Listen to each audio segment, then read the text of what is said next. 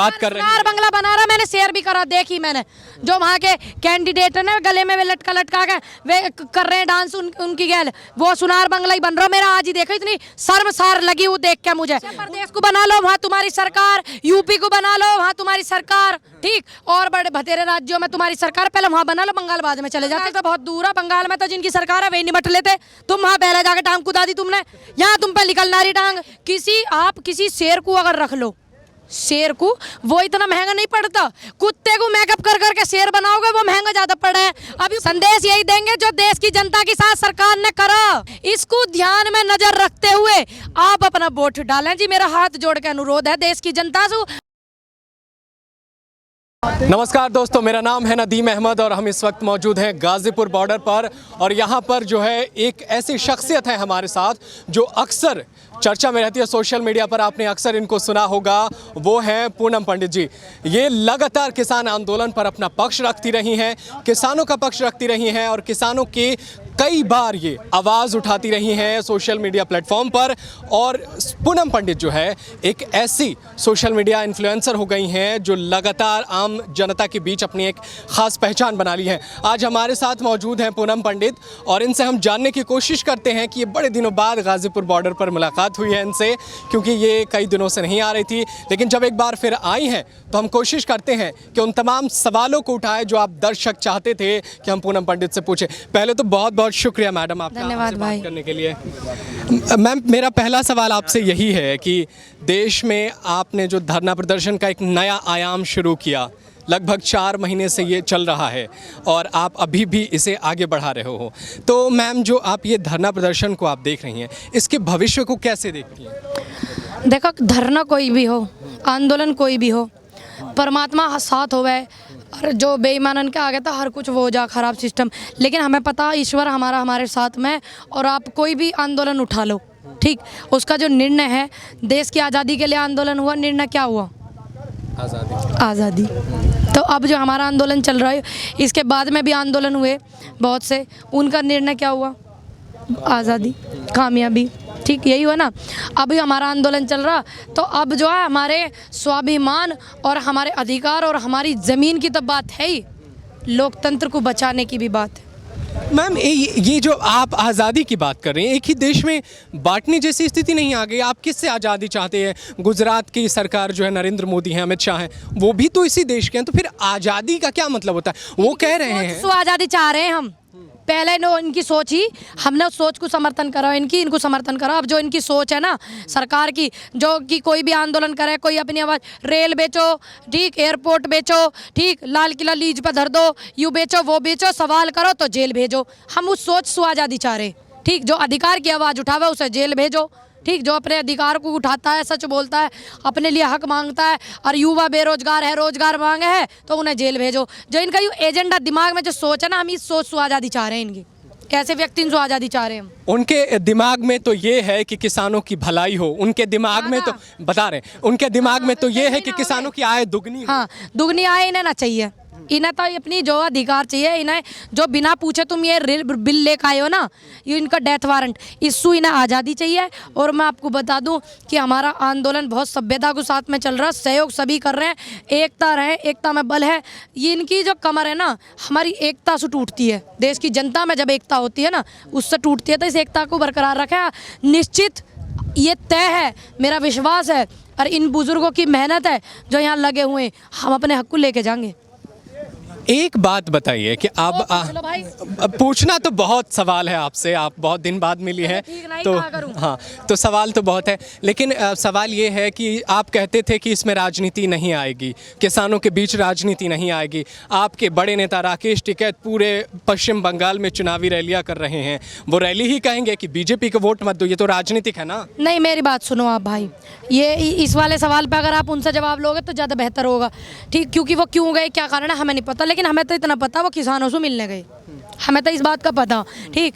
और बीजेपी को वोट मत दो भाई, आदमी दुखी होकर तो नहीं कहेगा भाई, वो किसी पार्टी को थोड़ी हम सपोर्ट कर रहे हैं, या हम थोड़ी कह रहे हैं तुम फलानी पार्टी को वोट दो, ऐसे थोड़ी कहिए हमने। बस हम तो कह रहे हैं उस व्यक्ति को, किसी को वोट मत दो, चाहे कोई सी पार्टी का कैंडिडेट हो, जिसने तुम्हारी बात ना सुनी हो, जिसने तुम्हारे अधिकार को छीना हो, दबाया हो, तुम्हारा सम्मान नहीं करा हो, है बाबूजी। अब बताइए, जब बीजेपी बंगाल को सोनार बांग्ला बनाने की बात कर रही है, सोनार बंगला बना रहा, मैंने शेयर भी करा, देखी मैंने। जो वहाँ के कैंडिडेट है ना, गले में वे लटका लटका के वे कर रहे हैं डांस, उनकी गैल वो सोनार बंगला ही बन रहा। मेरा आज ही देखो, इतनी शर्मसार लगी वो देख के मुझे। उनकी साथ कर रहे, बुला बुला के पैसे ना वहीं लगा रहे हैं वे सारे ने। सोनार बंगला बन रहा, दिख रहा हमें, मत बताओ तुम। देखा ना सोशल मीडिया पे? फिर देखा आपने? नहीं क्या हो तो खोल के दिखाऊं अभी सोनार बंगला कैसा बन रहा। ठीक है, लेकिन बीजेपी का अपना तर्क है ना कि वो इसे सोनार बनाएंगे।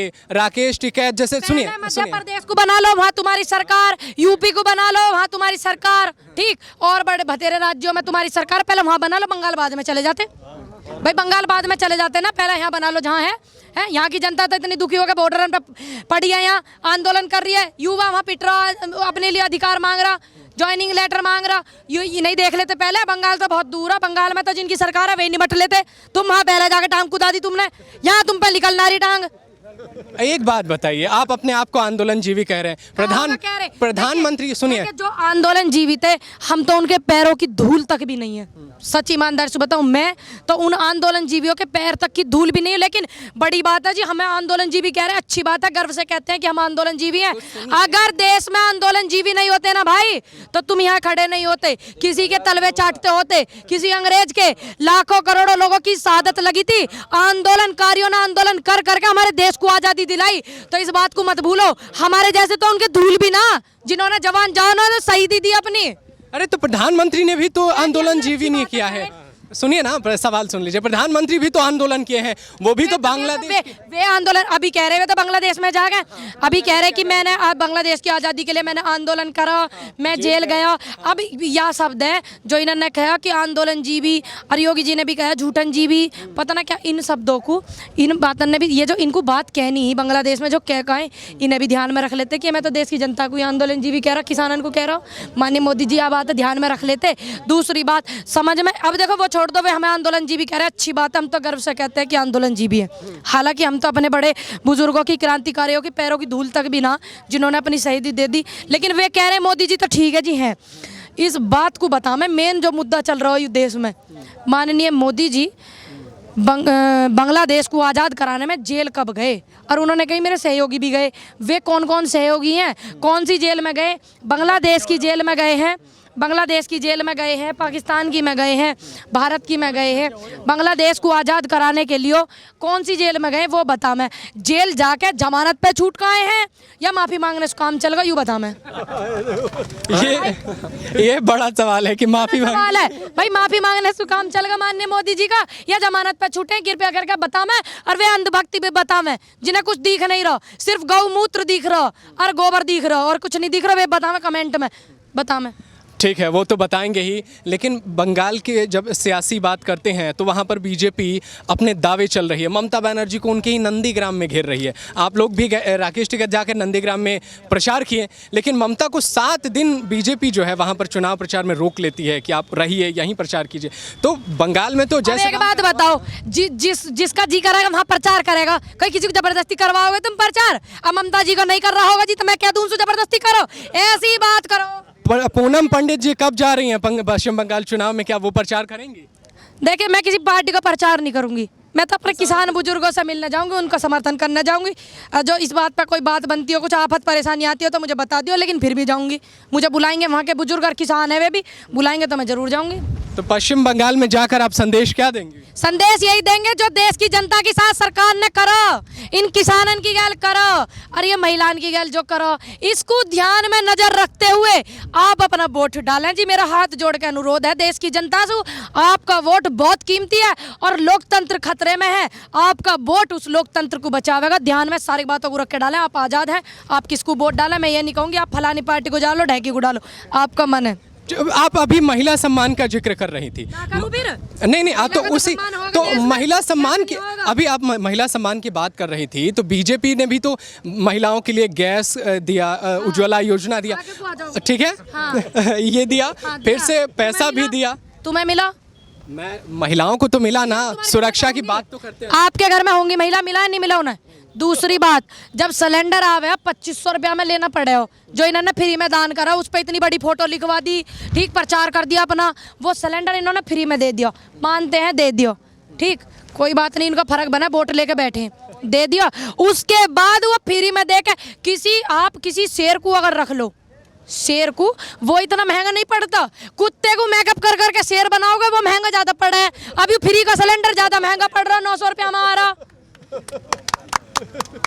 बहुत बहुत शुक्रिया हमसे बात करने के लिए। तो ये थी पूनम पंडित जी जो लगातार सरकार पर सवाल उठा रही हैं और लगातार ये लोग कह रहे हैं कि बिना कृषि बिल को वापस लिए ये यहाँ से हिलने वाले नहीं हैं। अब देखना है कि अब बीच का रास्ता क्या निकलता है। हालांकि हम लगातार आपको गाज़ीपुर बॉर्डर से किसानों से जुड़ा या देश की राजनीति में चल रही हर हरकत पर खबर पहुँचा रहे हैं। यूँ ही बने रहिए हमारे साथ, देखते रहिए DS4 न्यूज़। धन्यवाद।